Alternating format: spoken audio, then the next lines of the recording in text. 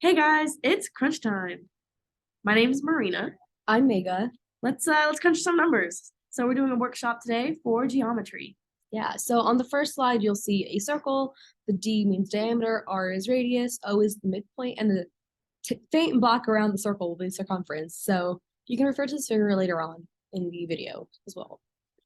Okay, so some definitions really quickly.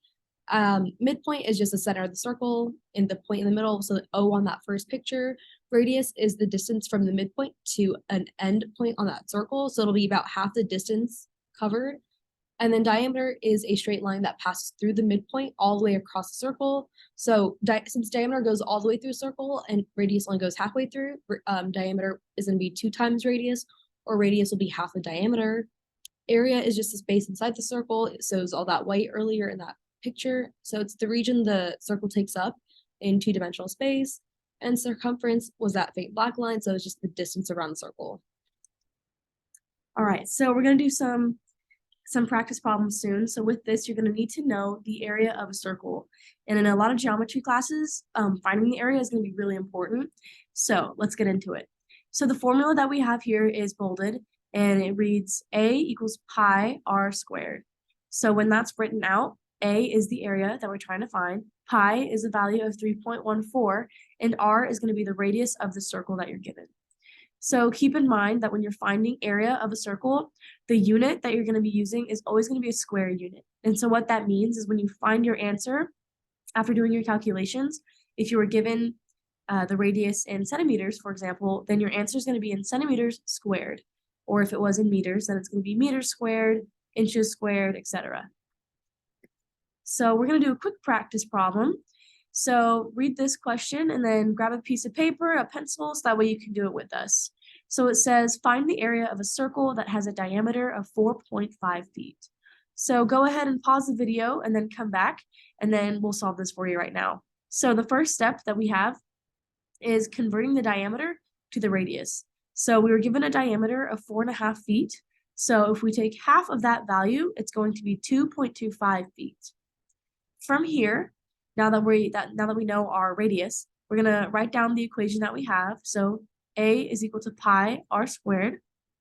Step 3 is basically plugging in all the values that we already know.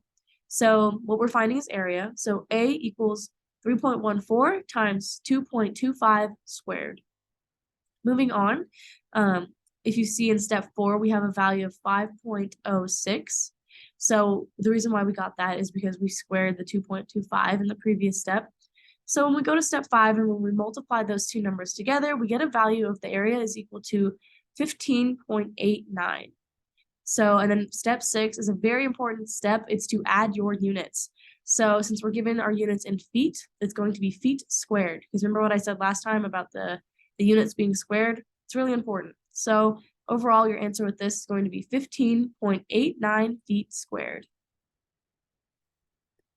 All right, so next is circumference of circle, and circumference, which is denoted by the big C, has 2 equations. So one is 2 times pi radius, and another is pi times diameter. And if you remember, diameter is just 2 times the radius, and radius is just half the diameter. So depending on whether you're given the diameter or radius, you can use either equation to find it. And then the units for circumference are singular, so they're not squared or cubed. Instead, it'd just be like, if you're given units of a radius is, I don't know, 4 centimeters, then your answer for circumference would be in centimeters, or whatever unit is given, like meters, inches, or feet. So here is a practice question. Feel free to pause the video at any point and try it on your own, but I'm just going to go ahead and explain it. And no, on the side, our units are meters. So on the first step here is you're not given radius or diameter or anything. Instead, what you're given is 2 points on a coordinate plane or a number line. And you see A and B, and because it's a horizontal line, we know it's on the x-axis. And in order to get either the radius or the diameter, we're going to have to use the horizontal axes numbers, which are the y values of the coordinates. So -6 of A and 2 of B. If you were to draw out a number line and count the space between those two numbers, you're going to find out that it's 8. So from A to B, that length is 8, and that correlates with the diameter length. So from there, you can just plug it into that equation circumference equals pi diameter, and you'd get 8 pi meters, or if you wanted to solve for the radius and go from there, you'd get radius is equal to half the diameter, so radius will be 8/2, which is just 4 meters, and then you plug into circumference equals 2 times pi times radius, and then you'll get 8 pi again, which is 25.1 meters. And remember, meters for circumference units are singular unit, so it's just meters, not meters squared.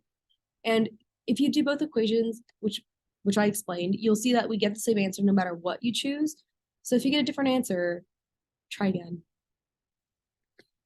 All right, so now what we did in person was a group activity, but you would be able to do this on your own just to get some practice. So what I'm going to ask you to do right now is look around you, maybe pull out your backpack or just look around the room, find a circular object. So then from there, once you have your object in your hands, maybe it's a water bottle or a clock or a frisbee, something circular. So, and if you have a ruler by you, that'd be awesome too, because you're going to measure the diameter of that object. So, and remember, the diameter is the distance across the circle all the way. So you're going to measure the diameter, and from there, you're going to calculate the radius. So that just simply meaning that the diameter value that you have, you cut that in half, and that's your radius. So from here, we just want you to calculate the area and the circumference of that object using the steps that we gave you before and using those formulas that you were given. So give that a try so that way you have some practice. All right, so these are just a couple of resources to help you understand what we covered today and what you will cover later on in geometry, or if you want to just review further geometry concepts. So the first one is the Khan Academy Circles unit. It's great. It has a bunch of practice. It has a bunch of videos. They go over practice problems, and they also have a bunch of practice problems. So you can make an account and track your progress. Second one is Math Planet, and this is just some information on what we covered today. It's a little bit more in depth, and maybe it might make better sense. And then Varsity Tutors is the third one, and this just has a bunch of practice problems. It's geared for high school geometry, so you can go through, try it, and it'll tell you the right answer, and then it could even tell you how to solve a question. I think that's like a separate step though. So, and then exit ticket, just follow what Miss Jasmine said on Canvas, not this form. Thank you. Thank you. Good job, guys. Good luck.